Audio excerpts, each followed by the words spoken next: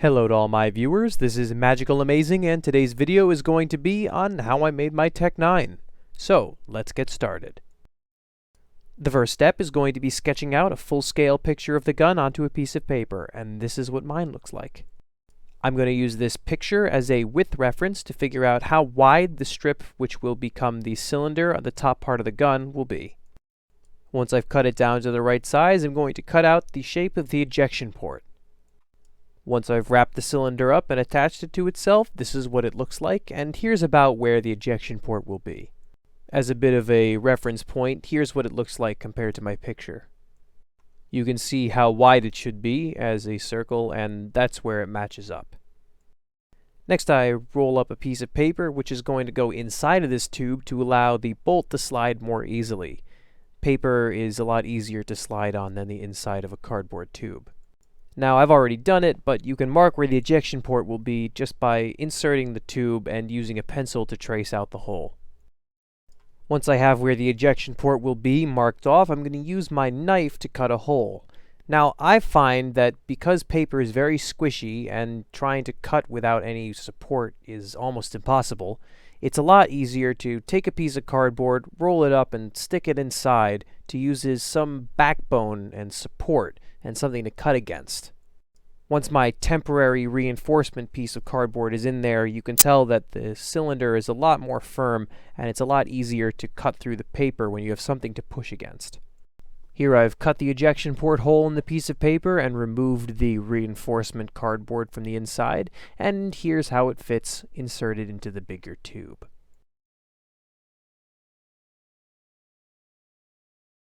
The two holes line up perfectly, and you can't see any of the paper around the edges.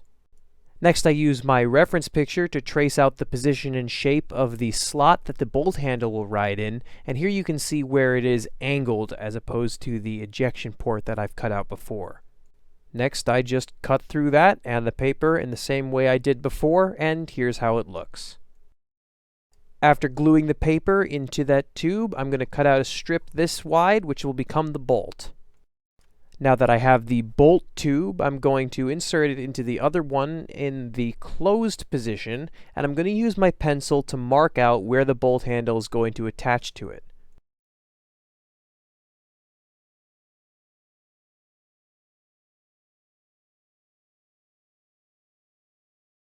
That's just going to involve marking right there. That's where the bolt handle is going to stick out of the bolt in the closed position. And here I've drilled a hole where I had marked on the bolt, and here you can see how it fits in.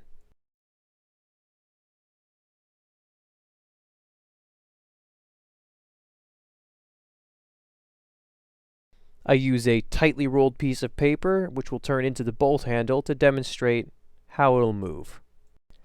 Now, I would highly recommend that you leave the bolt like this and don't try and make it spring-loaded the way I did. I suggest you leave it like this so that you have to manually work the bolt forward and back.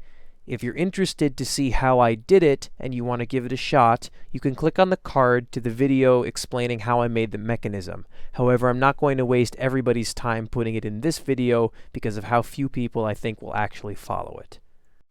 After cutting the bolt handle down to size, I'm going to wrap a small piece of cardboard around it like this. This is just going to be for aesthetic purposes.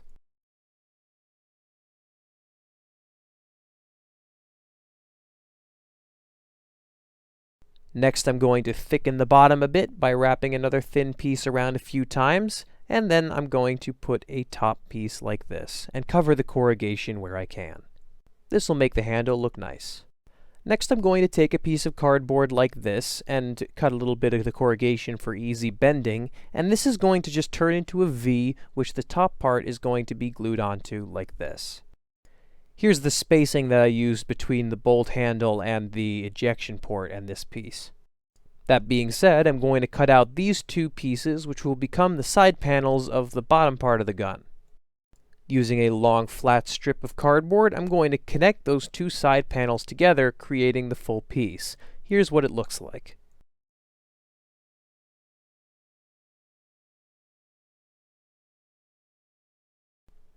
I removed some of the corrugation from the inside so that it'll fit nicely, but here's how it's going to attach to that top piece we made before. Nothing special, it's just going to be glued on.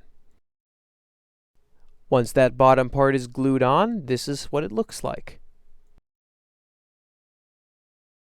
I left enough space between that V shape before and the bottom of the ejection port and the charging handle slot on the other side to allow for these tightly rolled pieces of paper.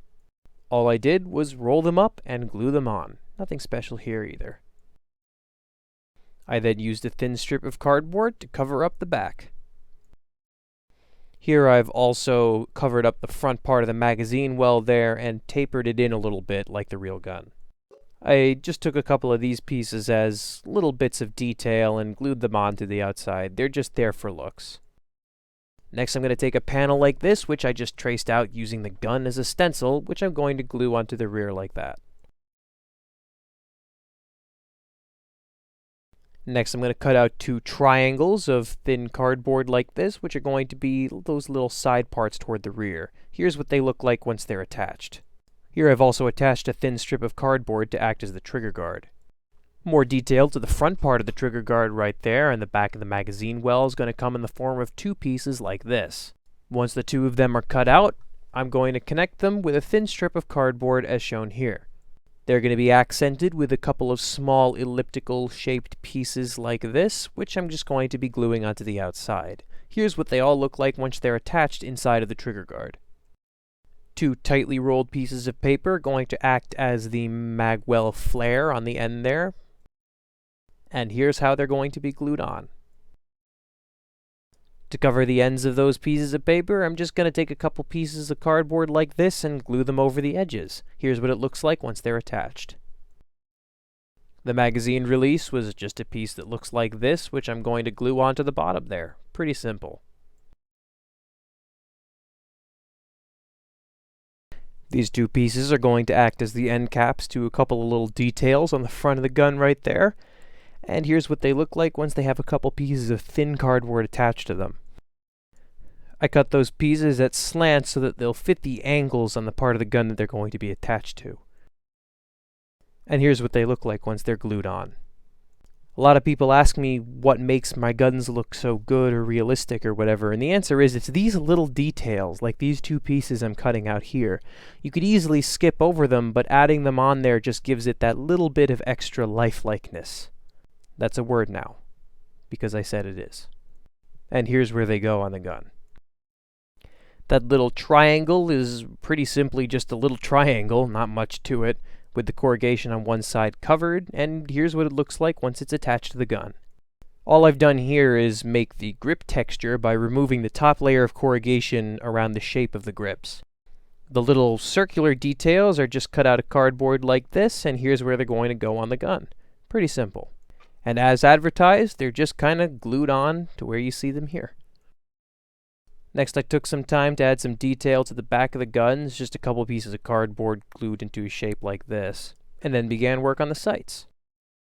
The rear sight is just a piece of metal on the real one like this, bent up slightly on the back, so I tried to do that in cardboard, and here's what it looks like once it's glued on. Really no fancy details there, just kind of a slot cut in the back. Once that was done, I covered up the front part of the gun as a preparation before I attached the barrel. And the barrel consists of these 2 pieces, a cone with a little bit in the middle taken out, just enough room for the paper barrel.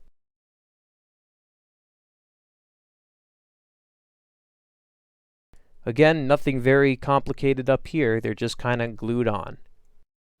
Trigger's nothing special, it's just a piece of cardboard cut into the shape of the trigger, which I'm going to be gluing onto the gun. And here's what it looks like glued on. The front sight consists of these 2 pieces, a circle of cardboard and another little weird shape like this, which are going to be glued onto each other like this. I then just tacked it onto the front of the gun. I did take a little bit of time to make sure they at least kind of lined up. An extremely thin and narrow piece of cardboard like this got wrapped around the end of the barrel to make it look like it was threaded, and that was pretty much it for the gun itself. All I needed to do now was make the... I cut out these 2 shapes of cardboard, which will become the side panels of the magazine. Here's what they look like next to the picture. And then I took these 2 panels and fit them inside the magazine well in the front and back. This is just to make sure that they're going to fit snugly inside the magazine well and keep the magazine in place just with friction.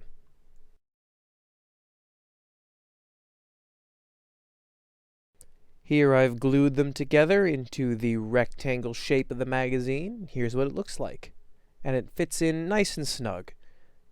A panel of cardboard in this shape is going to make up the cover on the end of the magazine to make it look like a box, and here's what it looks like. Now here that the magazine is completely done, for mine it tapers a little bit toward the front like the real gun. Here you can see where it tapers in the magazine well. Because of this, I also made it so that the magazine tapered so it fit in nice and snug. That also means that the magazine will only fit in one direction. It works correctly this way, but if you try and flip it around, it's not going to fit. Once your magazine's finished, you're done with the gun. Now I didn't make the barrel shroud because I didn't feel like cutting out all those circles, but at this point you could do that if you want and just glue it around the barrel. So thank you all for watching. I hope this helps you guys out, and this is Magicalamazing signing off till next time. See y'all later.